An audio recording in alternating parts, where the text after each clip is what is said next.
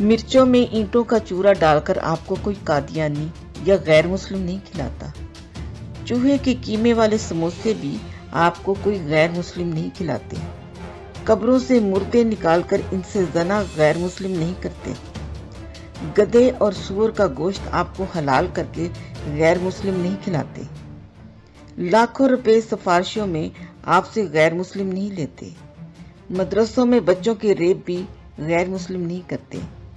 پاکستانی قوم کو اربوں روپوں کا نقصان پہنچانے والے سیاستدان بھی غیر مسلم نہیں ہیں۔ یہ سب کام کرنے والے وہی ہیں جو ختم نبوت کا چورا دن رات بیچنے میں مصروف رہتے ہیں اور اپنے عقیدے کی وجہ سے پاکستانیوں کو منظور بھی ہیں، لیکن پاکستانیوں کو منظور نہیں ہے تو 5% اقلیتیں، اور انہی 5% اقلیتوں سے ان 95% والی دنیا کے عظیم مسلمانوں کے ایمانوں کو ہر وقت خطرہ لاحق رہتا ہے۔